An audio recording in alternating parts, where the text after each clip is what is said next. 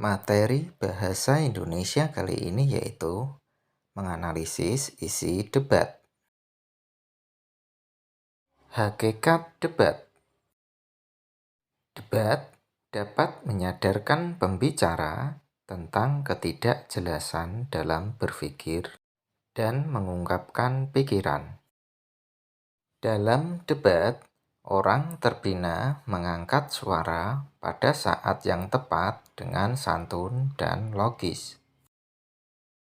Argumen tersebut bertujuan memperoleh kemenangan melalui adu pendapat baik secara pribadi maupun kelompok. Kegiatan debat dalam kejuaraan debat memiliki banyak manfaat.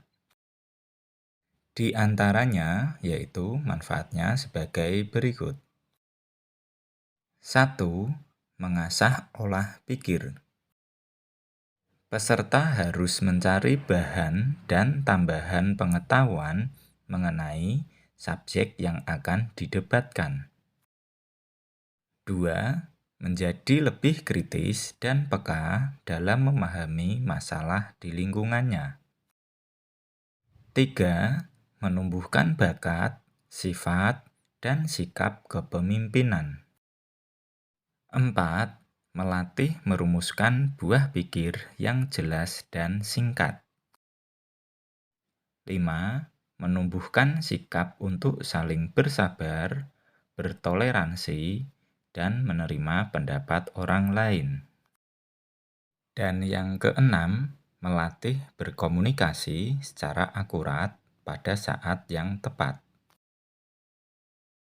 Tujuan debat adalah upaya kedua belah pihak yang mencoba membangun suatu kasus dengan didukung oleh argumen-argumen yang mendukung kasus mereka.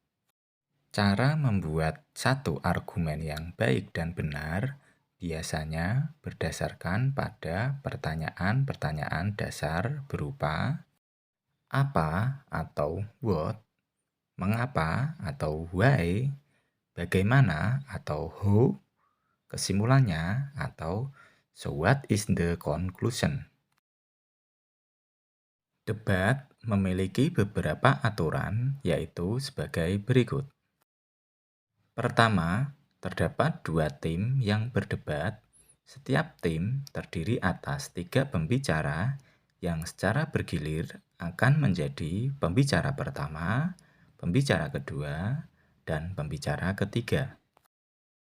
Kedua, salah satu tim akan menjadi sisi pemerintah atau positif, yaitu sisi yang mendukung mosi atau topik, dan tim yang lain akan menjadi sisi oposisi atau negatif, atau pula disebut dengan sisi tidak setuju atau tidak mendukung mosi. 3. Setiap pembicara akan menyampaikan pidato substantif yang berlangsung selama 7 menit dengan sisi pemerintah yang maju pertama. Setelah kedua tim menyampaikan pidato substantifnya, dari salah satu pembicara masing-masing tim akan menyampaikan pidato pembalas sekaligus sebagai pidato penutup kasus dengan sisi oposisi yang maju pertama. 4. Urutan pembicara dalam debat adalah: kesempatan pertama dalam berbicara yaitu pembicara 1 tim pemerintah atau proposisi. Setelah pembicara 1 dari tim pemerintah atau proposisi selesai berbicara, dilanjutkan yaitu pembicara pertama tim oposisi melakukan pembicaraan dan mengungkapkan argumennya. Setelah tim pembicara 1 oposisi selesai berbicara, dilanjutkan pembicara 2 pemerintah melakukan debat sesuai dengan argumen yang sudah disiapkan. Setelah pembicara 2 tim pemerintah selesai berbicara, dilanjutkan dengan pembicara 2 tim oposisi menanggapi dari pembicara 1 pemerintah dan pembicara 2 pemerintah. Setelah pembicara dua oposisi selesai melakukan pembicaraan debatnya, dilanjutkan pembicara tiga tim pemerintah mengungkapkan debat atau argumennya. Setelah tim pembicara tiga pemerintah selesai berbicara, kemudian dilanjutkan pembicara tiga tim oposisi mengungkapkan argumennya. Setelah ketiga pembicara dari setiap tim baik pemerintah maupun oposisi sudah berbicara semua, maka kemudian pidato penutup dimulai dari tim oposisi, kemudian ditutup dengan pidato penutup dari tim proposisi. 5. Ketika pembicara menyampaikan pidato substantifnya, anggota lawan dapat melakukan interupsi. Interupsi itu disampaikan antara menit pertama sampai dengan menit ke-6.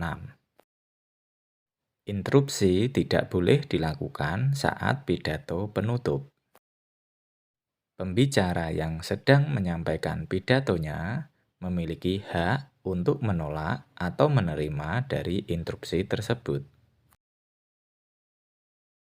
Keenam, dalam lomba debat terdapat seseorang yang berperan sebagai penjaga waktu atau timekeeper yang bertugas memberi sinyal waktu.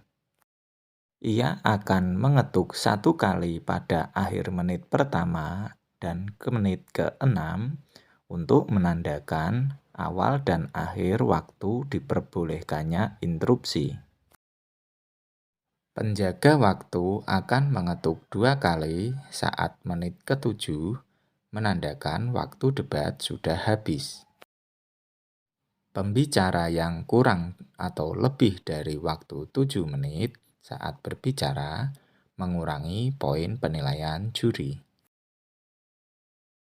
7. Setiap debat dinilai oleh juri dengan jumlah ganjil. Keputusan juri tidak dapat diganggu-gugat dan setiap tim diberi waktu 30 menit untuk persiapan, tidak diperbolehkan menerima bantuan dari manapun. Beberapa patokan yang diperhatikan ketika berdebat. 1.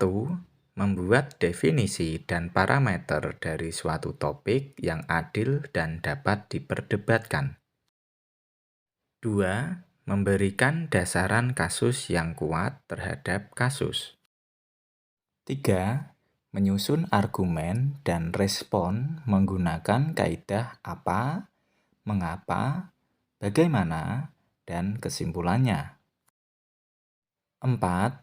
Selalu bekerja sama dengan tim dan membuat alur argumen yang baik antar pembicara dalam tim. Bagian-bagian argumen debat. Pertama, bagian pendahuluan. Bagian-bagian pendahuluan secara rinci yaitu sebagai berikut. 1. Alasan pengadaan debat. 2. Asal-usul dan sejarah masalah. 3. Batasan-batasan dari istilah. 4. Hal-hal yang tidak relevan. 5. Masalah yang diakui atau diterima. 6. Masalah yang dibuang atau disingkirkan. 7. Pendirian utama pihak afirmatif dan negatif. 8. Pokok-pokok persoalan. Dan yang ke-9 atau yang terakhir, pembagian argumen dalam tim. 2. Bagian isi debat. Isi debat memuat argumen-argumen dan fakta-fakta penunjang bagi pihak negatif. Argumen utama merupakan jawaban pihak afirmatif dan negatif terhadap pokok persoalan tersebut. 3. Bagian kesimpulan. Simpulan dari masing-masing argumen dan fakta yang sudah disampaikan di awal. Tema debat ilmiah yang debatable. Tema yang debatable maksudnya tema debat ilmiah harus tema yang mengandung unsur kontroversi sehingga memungkinkan timbul dua pendapat yang berseberangan. Artinya, suatu topik yang diangkat mengandung pendapat pro atau mendukung dan kontra atau menolak. Maka dari itu, tema debatable merupakan unsur paling penting dalam menentukan tema debat ilmiah. Alasannya karena jika tema yang tidak debatable, maka debat ilmiah tidak akan berjalan. Sebab tidak ada yang dapat diperdebatkan, jadi jika tema tidak bersifat debatable, maka kegiatan debat akan gagal. Istilah debat kusir. Debat kusir biasanya diterjemahkan sebagai suatu perdebatan yang tidak tentu ujung pangkalnya. Semakin lama semakin tidak jelas mana yang benar dan mana yang salah. Karena semua bersikukuh mempertahankan pendiriannya, meski dengan argumen yang tidak masuk akal. Logika adalah sesuatu yang benar menurut semua manusia yang memiliki akal sehat. Tunjukkanlah bagaimana sesuatu itu terjadi karena sebuah sebab dan bagaimana sesuatu akan menghasilkan sebuah akibat. Oleh karena itu, dalam debat harus memegang teguh pada logika, sehingga terjadi perdebatan yang sehat dan berkualitas.